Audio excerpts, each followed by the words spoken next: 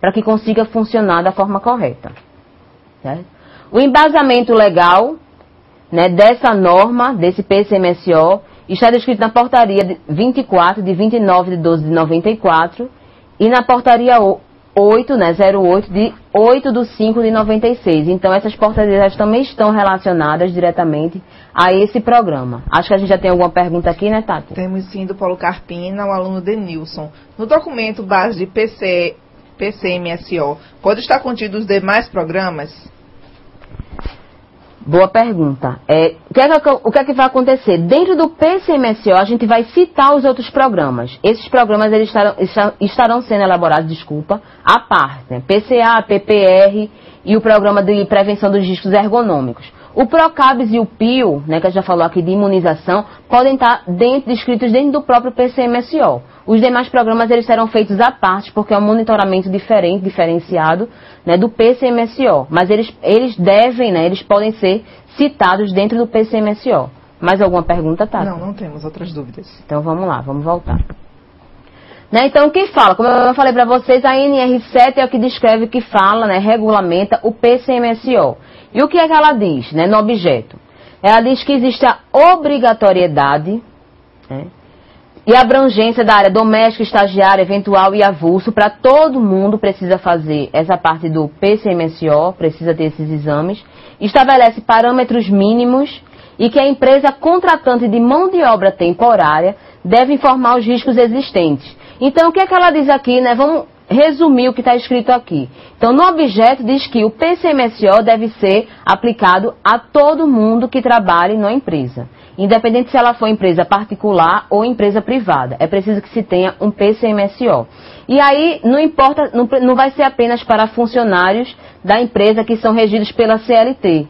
Aí é diferente do PPRE que a gente já falou. Então, dentro desse programa aqui vai aparecer estagiários, trabalhadores avulsos, né, empregados domésticos, todo mundo vai aparecer dentro desse programa, certo? E aquelas pessoas que prestam serviço eventual à empresa. Então, vai estar lá descritos os riscos e o monitoramento desses exames. Além disso, ela fala o seguinte, que a empresa que vai contratar o serviço de mão de obras terceirizadas, né, eu vou contratar uma empresa X para trabalhar dentro da empresa que eu trabalho. Né, vamos supor, eu tenho uma empresa que se chama A e eu vou contratar a empresa X. O que é que vai acontecer? Quando eu contratar essa empresa, eu tenho que informar quais são os riscos existentes, né, dentro da empresa A, dentro da minha empresa A, para essa empresa X, para que ela possa fazer nesses seus trabalhadores os exames necessários conforme aos riscos existentes a que eles vão estar expostos. Por exemplo, pessoal que trabalha na área de limpeza. Limpeza, se a gente falar teoricamente, não tem exposição ao ruído, né? Então não está exposto a ruído. Mas, se eles vão trabalhar dentro de uma área ruidosa, eu preciso informar para essa empresa que eu estou contratando, essa área aqui é uma área ruidosa. Então, obrigatoriamente, aqueles trabalhadores irão fazer um exame audiométrico. Então, eles vão precisar fazer, não é a empresa que está contratando que vai custear esses exames, mas sim a empresa que está sendo contratada. Mas é preciso que seja informado. Uma pergunta, Tati? Temos sim do Paulo Campina Grande. Qual a documentação legal que o técnico tem que apresentar caso ocorra uma visita do Ministério do Trabalho? Muito boa. Quais são as documentações que o técnico precisa apresentar?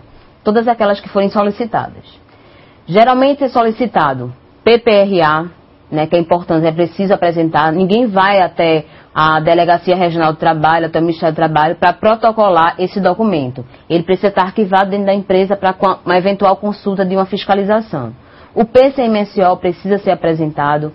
Precisa ser apresentado também toda a documentação, todo o processo da CIPA e as atas de reunião ordinárias, né, e caso tenha ocorrido alguma extraordinária, precisa ser apresentado. Documentação de terceiros também é solicitado, então tudo isso tem que ser apresentado para que seja monitorado. E uma das coisas que são exigidas dentro, né, desse contexto de documentações que são apresentadas numa fiscalização, existe o ASO, que é o Atestado de Saúde Ocupacional desses funcionários contratados de empresas terceirizadas.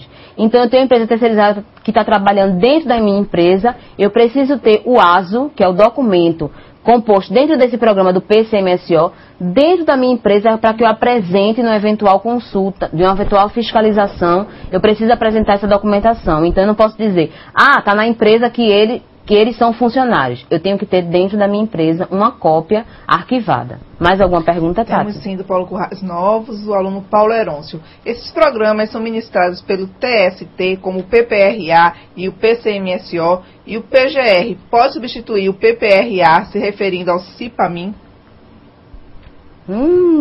Teve um monte de sigla aí escrita, né? Então, PGR, Programa de Gerenciamento de Riscos, é um programa à parte diferente do PPRA.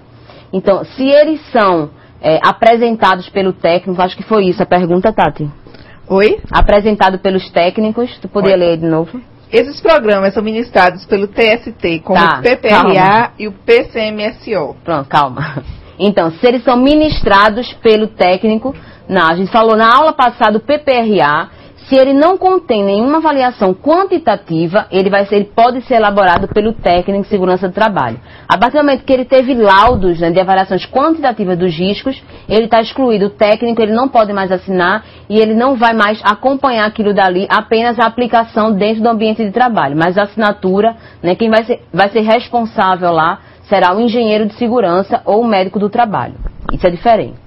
E aí, ministrar seriam o quê? Os treinamentos. Se forem treinamentos previstos dentro desses programas, sim, é o técnico de segurança do trabalho. Mais alguma pergunta? E o PGR pode substituir o PPRA se referindo ao CIPAMIN? Então, CIPAMIN, eu acho que eu não estou me lembrando agora, não estou me recordando qual é essa sigla, né? Poderia explicar melhor.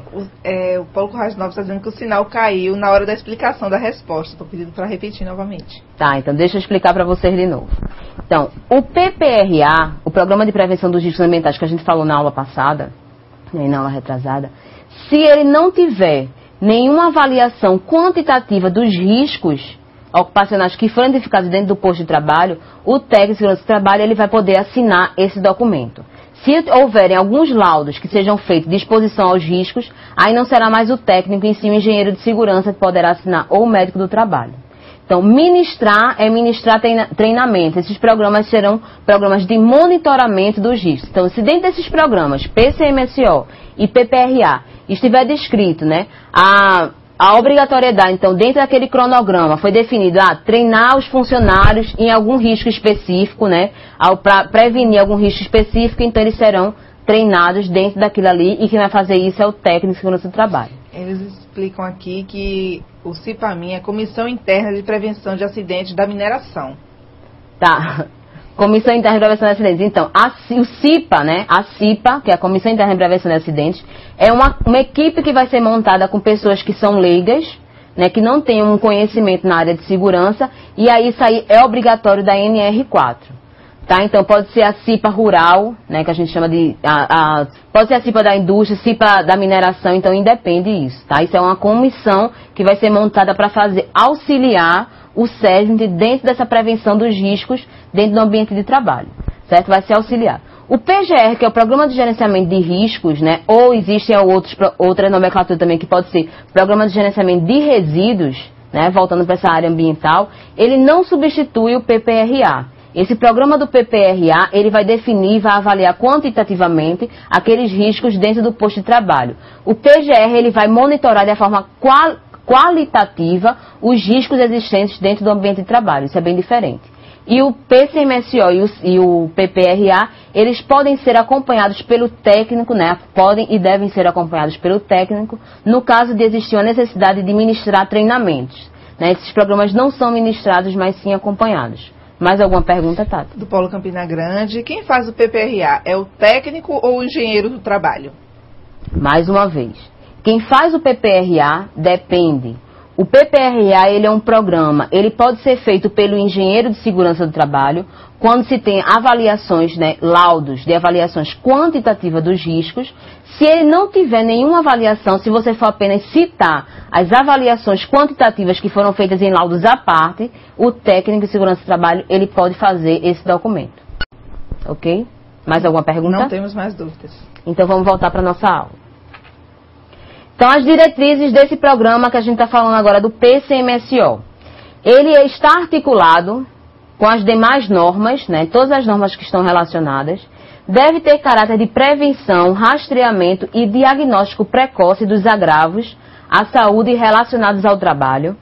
E o planejamento, se planejado e implantado com base no registro da saúde, de avaliações do PPRA. Então, ele deve ser sempre implantado e planejado em cima desse programa das avaliações do PPRA. Qual a periodicidade de fazer a renovação desse meu PCMSO? Então, a renovação será anual, né? Vai acompanhar a renovação do PPRA. Se não houve nenhuma alteração de riscos, ele vai ter, não houve alteração.